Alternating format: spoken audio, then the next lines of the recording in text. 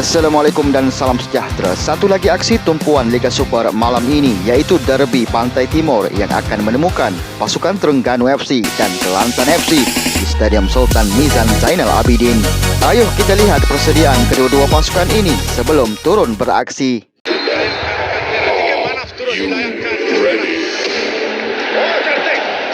Rempatan first timer dilepaskan oleh Indra Putra. Percubaan kali yang ke-24.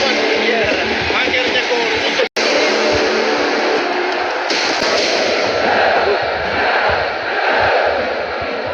Terengganu FC bakal melayani kunjungan pasukan jiran Kelantan FC pada aksi Liga Super di Stadium Sultan Mizan Zainal Abidin Gong Badak malam ini.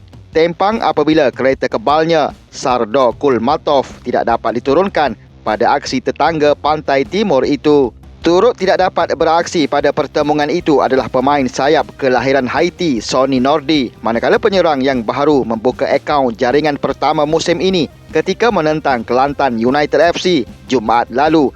Jordan Mintah pula belum dipastikan lagi tahap kecederaan sama ada bakal disenaraikan atau sebaliknya. Ketua jurulatihnya Tomislav Stan Bergner berkata Kulmatov tidak dapat beraksi selepas digantung satu perlawanan kerana menerima 3 kad kuning, manakala Nordi dan Mintah masing-masing mengalami kecederaan hamstring.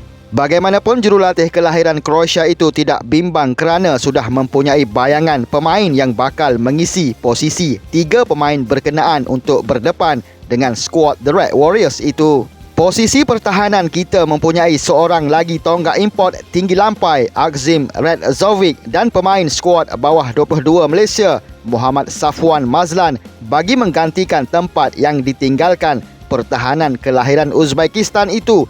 Walaupun sedar Kulmatov adalah pemain penting di posisi itu. Begitu juga pengganti Nordi, kita mempunyai beberapa pemain tempatan berkualiti yang boleh mengisi posisi berkenaan, termasuk Faiz Nasir, Hakimi Abdullah dan Nik Muhammad Sharif, Hasifi Muhammad Lazim.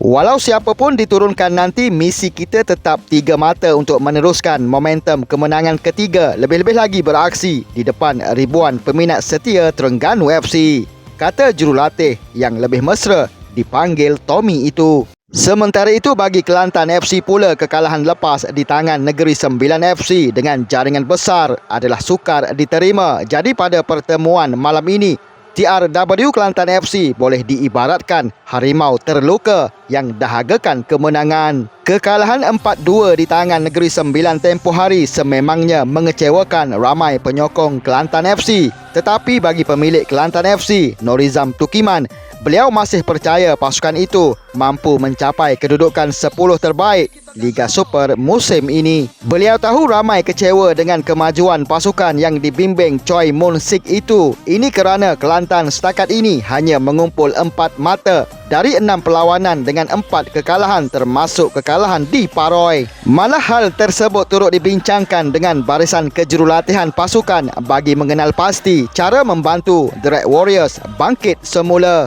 Begitupun Kelantan FC bakal berdepan tugas sukar malam ini dalam perlawanan Derby Pantai Timur. Mampukah TRW Kelantan FC bangkit dari kekalahan lepas untuk mencipta kemenangan sensasi mereka? Sama-sama kita nantikan aksi Derby Pantai Timur jam 10 malam ini di Stadium Sultan Mizan Zainal Abidin. Sekian, terima kasih. Teruskan bersama saluran YouTube Awang Studio Sport untuk perkembangan terkini bola sepak Malaysia. Kita jumpa lagi di video akan datang. Salam hormat dan Assalamualaikum.